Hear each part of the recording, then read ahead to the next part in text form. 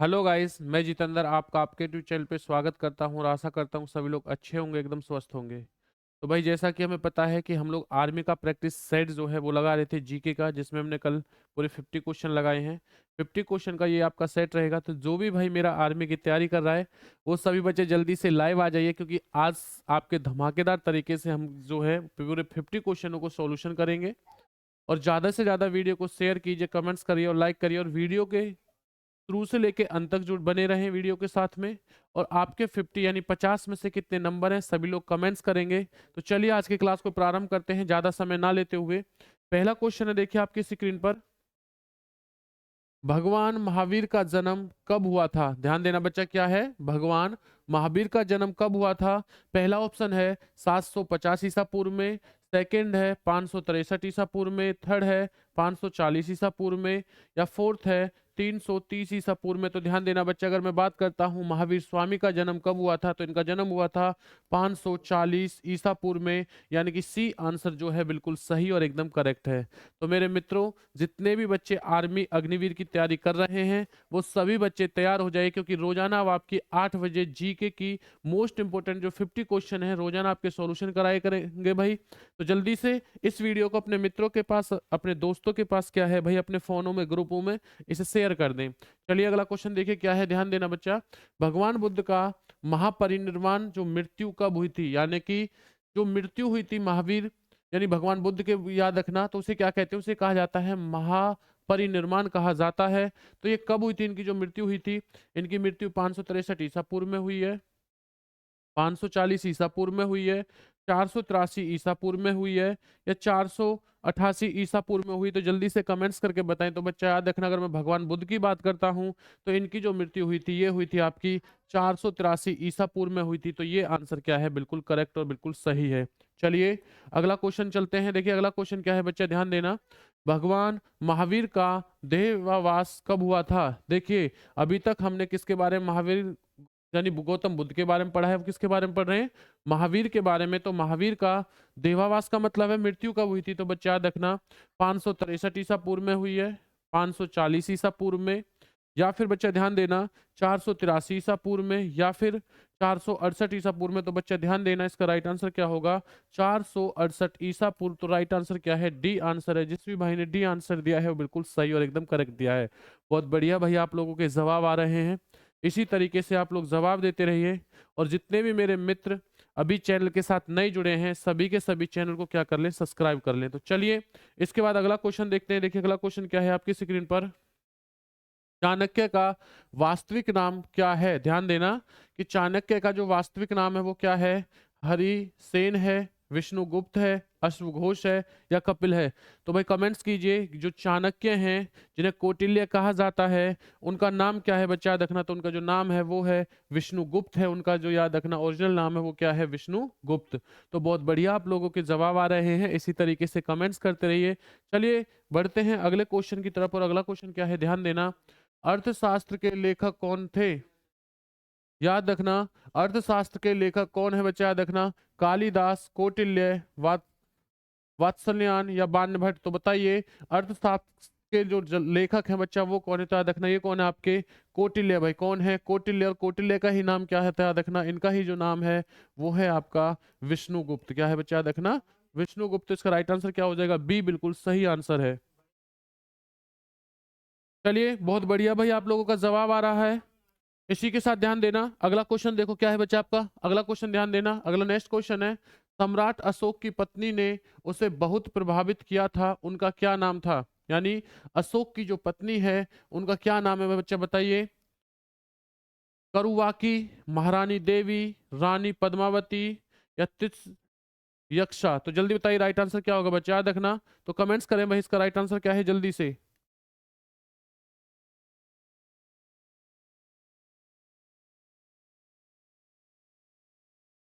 तो ध्यान देना बच्चा, अशोक की जो पत्नी का नाम है वो क्या है आपका? करुवाकी। क्या रहेगा? करुवाकी। तो ए ऑप्शन जो है बिल्कुल सही और एकदम सटीक आंसर है। चलिए उसके बाद अगला क्वेश्चन देखते हैं। अगला क्वेश्चन क्या है आपकी स्क्रीन पर, ध्यान देना। चंद्रगुप्त मौर्य का पोता कौन था बच्चा? ध्यान देना कि चंद्रगुप्त मौर्य का कौन पोता कौन था? तो ध्यान देना, बिंदुसार, समुद्रगुप्त, अशोक, या धनानंद। तो बताइए भाई इसका राइट आंसर क्या होगा? तो बच्चे ध्यान देना, चंद्रगुप्त मौर्य का जो पोता है बच्चा वो कौन है? वो है भाई अशोक। कौन था? अशोक था। तो सी आंसर जो है बिल्कुल सही और एकदम करेक्ट आंसर क्या है? सी आंसर है। तो इसी तरीके से भाई आप लोग जवाब देते रहिए, आपका जो जवाब आ रहा है बिल्कुल सही आ रहा है, बहुत बढ़िया आपके जवाब आ रहे हैं। चलिए नेक्स्ट क्वेश्चन देखते हैं, उसके बाद में अगला क्वेश्चन क्या है ध्यान देना।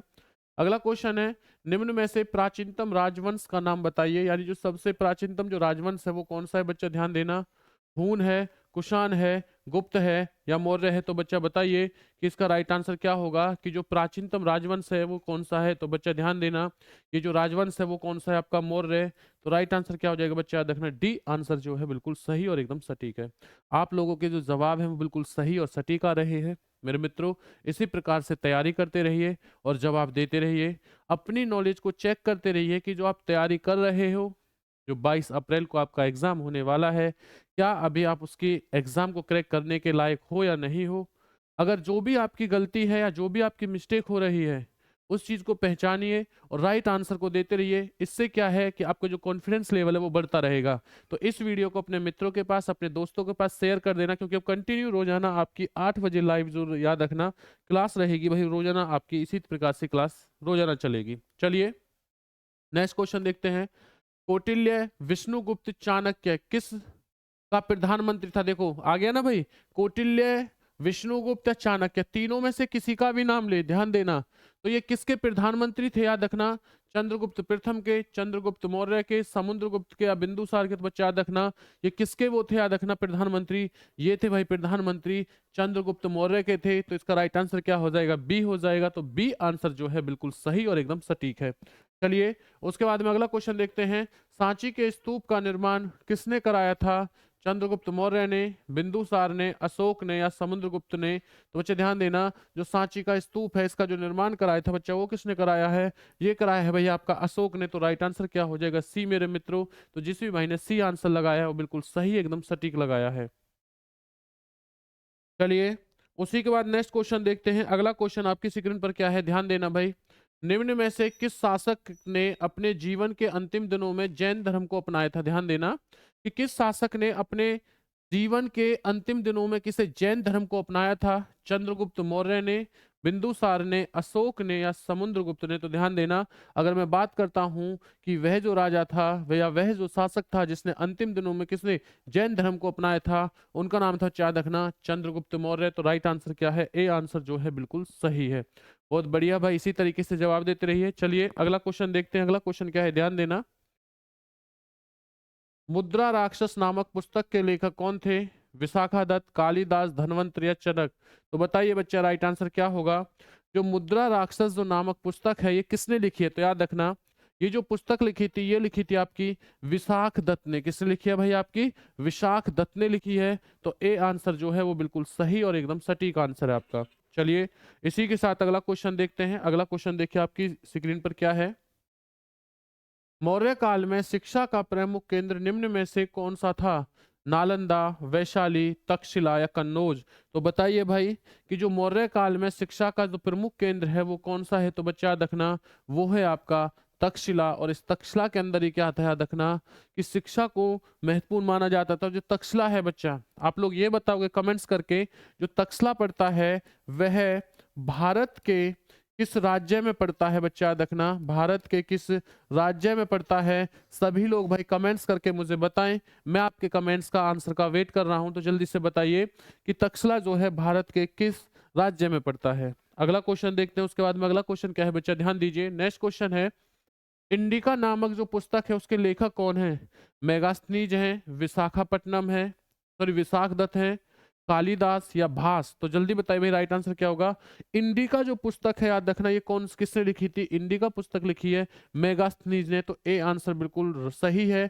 और इस क्वेश्चन को मैं ये कह सकता हूं कि मोस्ट इंपोर्टेंट ये बच्चा याद रखना एक क्वेश्चन रहेगा, क्योंकि इसी क्वेश्चन के अंदर ध्यान देना भाई, क्योंकि जो ये क्वेश्चन है आपके एग्जाम में बहुत बार देखने को मिला है। तो याद रखना इंडिका पुस्तक किसने लिखी थी? ये मेगास्थनीज ने लिखी है। चलिए उसी के साथ अगला क्वेश्चन देखते हैं। अगला क्वेश्चन क्या है ध्यान देना। अशोक के शिलालेखों की भाषा क्या थी? प्राकृतिक भाषा थी, पाली भाषा है, संस्कृत भाषा है या हिंदी भाषा है? तो बच्चा ध्यान देना, अगर मैं अशोक के शिलालेखों की बात करता हूं तो ये भाषा है, ये कौन सी आपकी, ये है बच्चा आपकी प्राकृतिक भाषा। तो ए आंसर जो है वो बिल्कुल सही और एकदम सटीक है। चलिए भाई, इसी के साथ अगला क्वेश्चन देखते हैं। अगला क्वेश्चन क्या है, ध्यान देना। अगर मैं अगले क्वेश्चन की बात करता हूं तो बच्चा याद रखना, चरक किस शासक के राजवैद थे? याद रखना, जो चरक हैं वो किस शासक के राजवैद थे?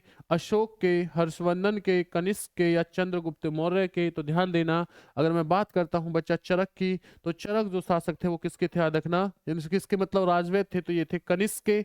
और कनिष्क का जो शासनकाल है वो कौन से ईसा पूर्व में? तो 78 ईसा पूर्व को कनिष्क का याद रखना शासनकाल कहा जाता है। और कनिष्क ने ही कौन सा संवत चलाया था बच्चा? याद रखना, इसी ने ही शक संवत चलाया था। और शक संवत क्या है? शक संवत जो है याद रखना, यह राष्ट्रीय कैलेंडर है बच्चा। याद रखना, कौन सा है? राष्ट्रीय कैलेंडर है। इस चीज के बारे में भाई आप लोग याद रखना। चलिए नेक्स्ट क्वेश्चन देखते हैं, उसके बाद में अगला क्वेश्चन क्या है, तक्षशिला विश्वविद्यालय कहाँ स्थित है? पटना, रावलपिंडी, लाहौर या इलाहाबाद? तो जल्दी से बताइए कि जो तक्षशिला विश्वविद्यालय है बच्चा वो कहाँ पर है? देखिए अभी आपसे कमेंट्स किया था तो याद रखना वो कहाँ पर है आपका, ये पड़ता है आपका रावलपिंडी पर। तो अब आप ये बताइए कि रावलपिंडी जो है वो कहाँ पर है, किस जगह है, किस जगह को रावलपिंडी कहा जाता है? और आपने एक ट्रेन का नाम भी सुना होगा, रावलपिंडी एक्सप्रेस ट्रेन गाड़ी, याद रखना भाई। चलिए, तो रावलपिंडी के बारे में बताना, तो इसका राइट आंसर क्या हो जाएगा? बी ऑप्शन जो है बिल्कुल सही और एकदम सटीक है। चलिए उसके बाद देखिए अगला क्वेश्चन देखते हैं बच्चे। अगला क्वेश्चन क्या है, भारत में स्वर्ण मुद्राओं का चलन सर्वप्रथम किसने किया था? इंडो बैक्टीरियन ने, मौर्य ने, गुप्त ने या राष्ट्रकूट ने? बच्चे याद रखना, अगर मैं बात करता हूं कि भारत में जो स्वर्ण मुद्राओं का चलन है वो सर्वप्रथम किसने किया था? तो बच्चा ध्यान रखना, ये किसने किया था? ये चलाया था आपका इंडो बैक्टीरियन ने। किसने चलाए थे? याद रखना भाई, आपके इंडो बैक्टीरियन ने चलाए थे। तो राइट आंसर क्या हो जाएगा? ए आंसर जो है बिल्कुल सही और एकदम करेक्ट आंसर है। चलिए अगला क्वेश्चन देखते हैं बच्चे, ध्यान देना। अगला क्वेश्चन क्या है, भारतीय रंगमंच में यवनिका पर्दा का प्रारंभ करने वाले निम्न में से कौन थे? तो याद रखना बच्चा, हुनों ने, यूनानियों ने, मौर्यों ने या गुप्तों ने? तो ध्यान देना, अगर मैं बात करता हूं कि भारतीय रंगमंच में यवनिया यानी कि क्या हो जाएगा, यवनिका पर्दा का प्रारंभ करने वाले जो बच्चा याद रखना व्यक्ति थे वो कौन थे? तो ये थे आपके यूनानियों ने क्या चलाया था भारतीय रंगमंच में, क्या किया था भाई? यवनिका पर्दा का प्रारंभ किया था। चलिए अगला क्वेश्चन देखते हैं। अगला क्वेश्चन क्या है, ध्यान देना, रेशम मार्ग का शुभ शुभारंभ किस शासन ने किया था? याद रखना, अगर रेशम मार्ग के जो शुभारंभ है बच्चा वो किस शासक ने किया है ये बताइए। अशोक महान ने, हर्षवर्धन ने, कनिष्क ने या समुद्रगुप्त ने? तो जल्दी से आप लोग आंसर कीजिए कि इसका राइट आंसर क्या होगा। तो मेरे मित्रों ध्यान रखना, इसका राइट आंसर क्या हो जाएगा? कनिष्क। तो राइट आंसर है इसका सी। जिस भाई ने सी आंसर दिया है बिल्कुल सही और एकदम सटीक दिया है। अगर आप इसी प्रकार की पीडीएफ चाहते हो तो आप लोग 9995, तो 9911586665 आप लोग इस नंबर पर व्हाट्सअप कर सकते हो। और व्हाट्सअप करने के बाद में आप लोग इसी प्रकार के जीके जीएस के जो नोट्स हैं उन्हें प्राप्त कर सकते हो। भाई ध्यान देना, या आपको किसी भी चीज के नोट्स चाहिए तो आप लोग इस नंबर पर व्हाट्सअप करके नोट्स जो हैं वो प्राप्त कर सकते हो। चलिए नेक्स्ट क्वेश्चन देखते हैं आपकी स्क्रीन पर, चरक और नागार्जुन किसके समकालीन थे? तो चरक और नागार्जुन याद रखना किसके समकालीन थे? चंद्रगुप्त प्रथम के, चंद्रगुप्त मौर्य के, कनिष्क के या हर्ष के? तो बच्चा जल्दी से कमेंट्स करें कि याद रखना चरक और जो नागार्जुन है वो किसके समकालीन? बच्चा ये हैं आपके कनिष्क के।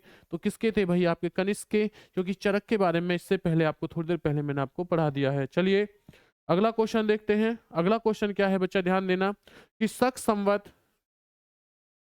का प्रारंभ कनिष्क के शासनकाल में कब हुआ था?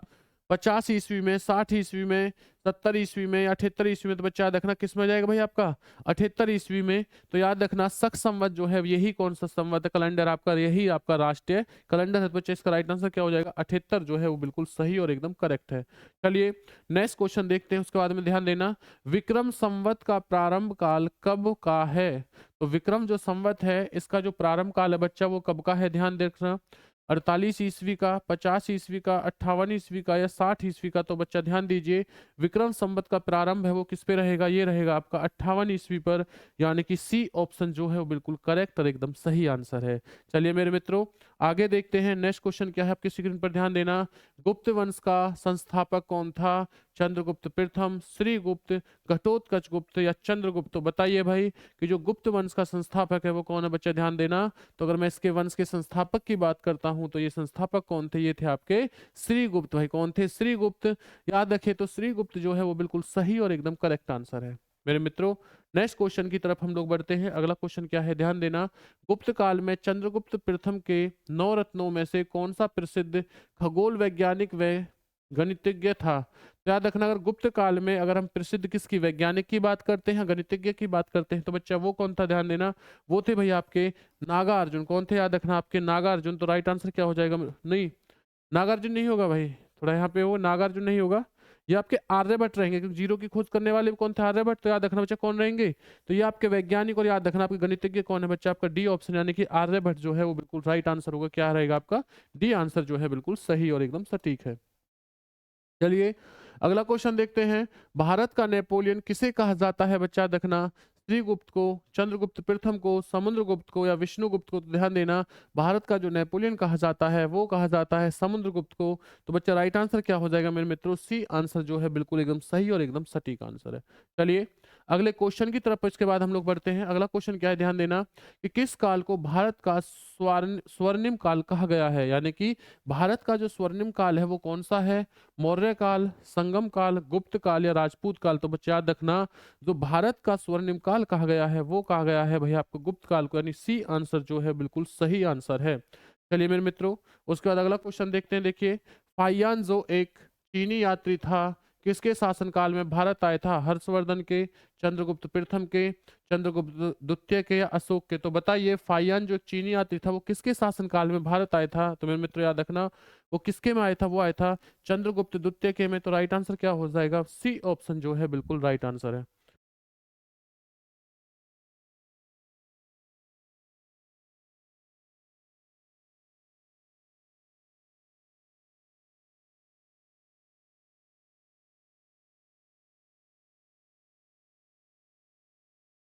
बच्चा उसके बाद ध्यान देना, देखिए, लोह स्तंभ जो दिल्ली के मेहरौली नामक स्थान पर स्थित है उसका निर्माण काल क्या है? दूसरी सदी, तीसरी सदी, चौथी सदी या सातवीं सदी? तो याद रखना, अगर मैं बात करता हूँ लोह स्तंभ के बारे में जो दिल्ली के मेहरौली नामक स्थान पर स्थित है, तो ध्यान देना बच्चा, ये कौन सा रहेगा? ये रहेगा आपका चौथी सदी। कौन सा रहेगा बच्चा? याद रखना, चौथी सदी रहेगा। तो राइट आंसर क्या है आपका?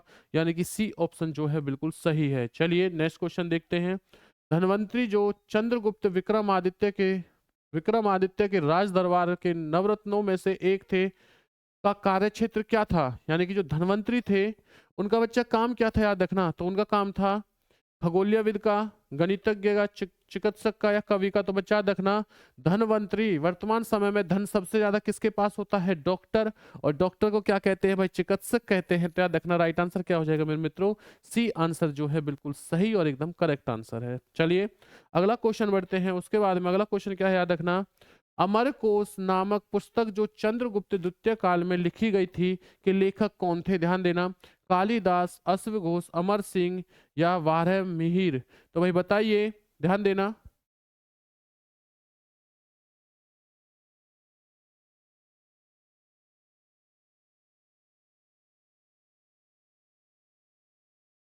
तो बच्चा जल्दी से बताइए भाई कि इसका राइट आंसर क्या होगा? बच्चा याद रखना, तो अमर कोश जो नामक पुस्तक के चंद्रगुप्त द्वितीय के काल में लिखी गई थी वो लेखक कौन थे? तो वो थे आपके अमर सिंह। तो बच्चा याद रखना, इसका राइट आंसर क्या हो जाएगा मेरे मित्रों? सी आंसर जो है बिल्कुल सही है। कुमार संभव नामक पुस्तक के लेखक कौन थे? तो बच्चा याद रखना, अश्वघोष, कालिदास, हरिसेन या समुद्रगुप्त? तो बच्चा याद रखना, कुमार जो संभव नामक पुस्तक है इसके जो लेखक थे ये कौन थे भाई आपके? ये है बच्चा याद रखना आपके कालिदास है। तो राइट आंसर क्या हो जाएगा? बी। बहुत बढ़िया और बेहतरीन आपके जवाब मिल रहे हैं। इसी तरीके से भाई आप लोग जवाब देते रहिए और वीडियो को कंटिन्यू देखिए। और आपको फाइनल ये भी बताना है कि आपके 50 में से टोटल कितने नंबर आए हैं, ये भी चीज आप लोग याद रखें। मुझे टोटल सबके आप ये काउंट करके बताओगे मेरे इतने नंबर हैं, 50 में से इतने मैंने सही किए हैं। चलिए अगला क्वेश्चन देखते हैं। नालंदा विश्वविद्यालय को किस शासक ने बनवाया था? कुमारगुप्त प्रथम ने, चंद्रगुप्त प्रथम ने, चंद्र गुप्त मौर्य ने, अशोक ने। तो बच्चा ध्यान देना, अगर मैं नालंदा विश्वविद्यालय की बात करता हूं तो इसका राइट आंसर क्या हो जाएगा बच्चे, ध्यान देना, कुमारगुप्त ए। तो राइट आंसर है इसका ए ऑप्शन जो है बिल्कुल सही और एकदम सटीक आंसर है। चलिए नेक्स्ट क्वेश्चन देखते हैं उसके बाद में। 10 प्रणाली का आविष्कार किस युग में हुआ था? मौर्य काल में, वर्धन काल में, कुषाण काल में या गुप्त काल में? तो बच्चा ध्यान देना, अगर मैं 10 मानव प्रणाली का आविष्कार की बात करता हूं तो ये किस में था, ये है आपका गुप्त काल में। तो राइट आंसर क्या होगा आपका, डी आंसर जो है वो बिल्कुल सही और एकदम राइट आंसर है। चलिए अगले क्वेश्चन की तरफ बढ़ते हैं बच्चा। अगला क्वेश्चन क्या है, मेहरौली दिल्ली स्थित लौह स्तंभ वैज्ञानिकों को अपनी ओर आकर्षित क्यों कर रहा है? उसकी प्राचीनता के कारण, उसके बनावट के कारण, उसकी जंग रोधकता के कारण या उसके हल्केपन के कारण? तो याद रखना, मेहरौली दिल्ली में जो लौह स्तंभ है बच्चा, उसका मेन कारण है, याद रखना, लोहा है तो ये क्या है, ये जंग नहीं पकड़ रहा है, यानी कि उसका क्या है, उसकी जंग रोधकता के कारण। तो राइट आंसर क्या हो जाएगा मेरे मित्रों, इसका राइट आंसर है बच्चा सी आंसर बिल्कुल सही है। जिस भी भाई ने सी आंसर दिया है बिल्कुल सही और एकदम सटीक आंसर दिया है। चलिए अगले क्वेश्चन तरफ बढ़ते हैं। अगला क्वेश्चन क्या है, हर्षचरित के लेखक कौन है? ध्यान देना भाई, हर्षचरित के लेखक कौन है? बाणभट्ट, हरिशेम, आर्यभट्ट या तुलसीदास? तो याद रखना, अगर मैं बात करता हूँ हर्षचरित की तो हर्षचरित लिखी थी बाणभट्ट ने। तो राइट आंसर क्या है, ए आंसर जो है बिल्कुल सही है।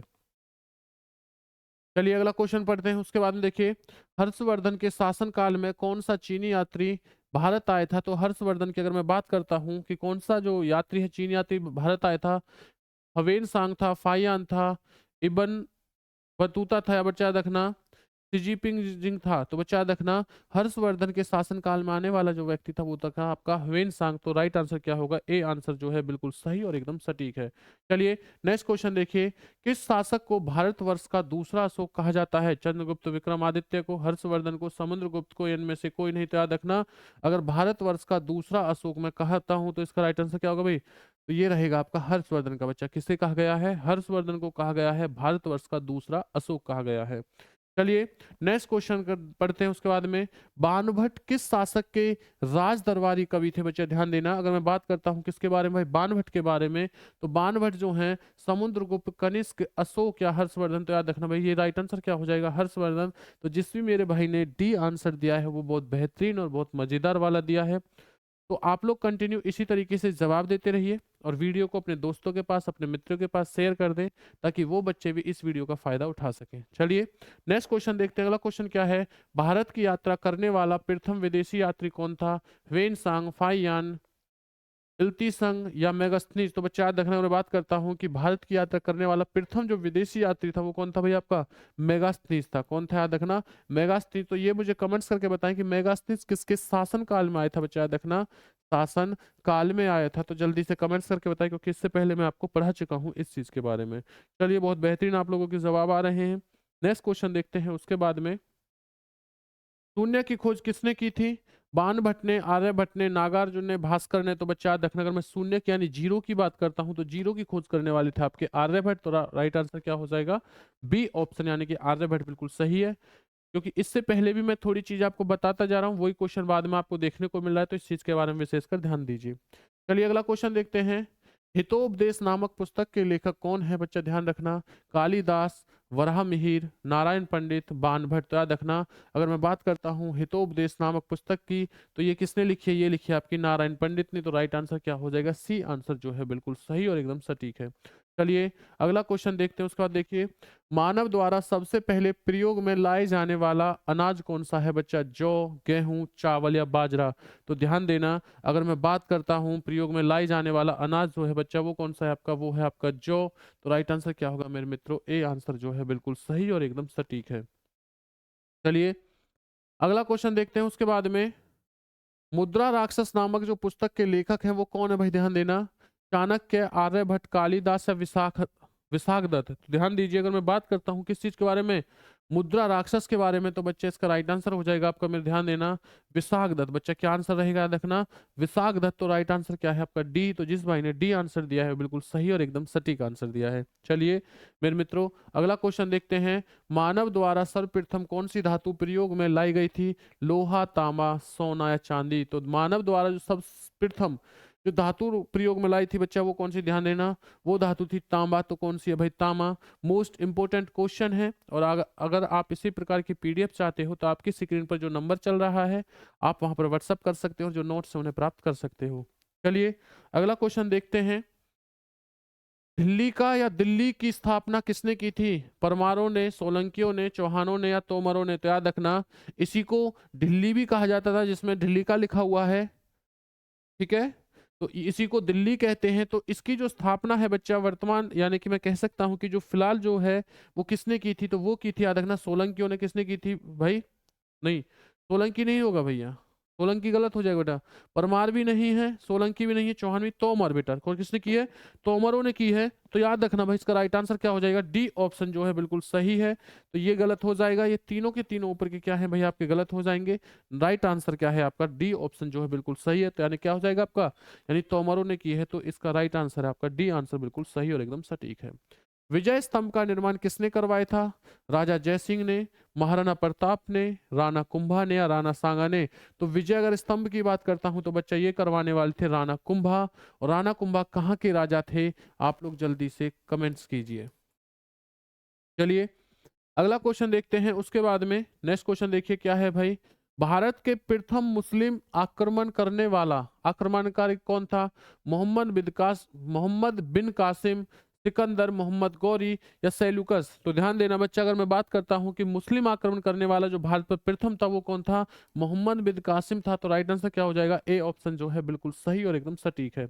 चलिए अगला क्वेश्चन देखते हैं, उसके बाद में अगला क्वेश्चन क्या है। दिलवाड़ा मंदिर कहाँ स्थित है बच्चा? देखना, तो दिलवाड़ा मंदिर जो है आपका ये पड़ता है माउंट आबू, मेहरौली, उज्जैन या कन्नौज? तो याद रखना कहाँ पड़ता है आपका, माउंट आबू में। माउंट आबू स्थान जो है बच्चा कहाँ है आपका, ये है आपका राजस्थान में। याद रखना कहाँ है आपका, राजस्थान में। चलिए ये अंतिम क्वेश्चन आपका, ध्यान देना भाई, अंतिम क्वेश्चन क्या है बच्चा। खजुराहो के मंदिर जो कि मध्य प्रदेश में है का निर्माण किसने कराया था? चौहानों ने, बुंदेलों ने, चंदेलों ने या सोलंकियों ने? तो बच्चा याद रखना जो खजुराहो के मंदिर का वो मध्य प्रदेश में जो निर्माण है वो कराया था चंदेलों ने। तो राइट आंसर हो जाएगा सी। तो जिस भी भाई ने सी आंसर दिया है वो बिल्कुल सही दिया है। तो आज की क्लास का हम लोग इसी जगह समापन करते हैं। मिलते हैं कल 50 क्वेश्चन यानी 50 क्वेश्चनों के साथ। तो जितने भी मेरे दोस्त, मेरे मित्र या जितने भी भाई वीर फौजी हैं, जो भी नया चैनल के साथ जुड़ा है वो सभी के सभी चैनल को सब्सक्राइब कर लें, वीडियो को लाइक करें, अपने मित्रों के पास वीडियो को शेयर करें। मिलते हैं अगली क्लास में। एक बार सभी लोग बोलेंगे वंदे मातरम, जय हिंद,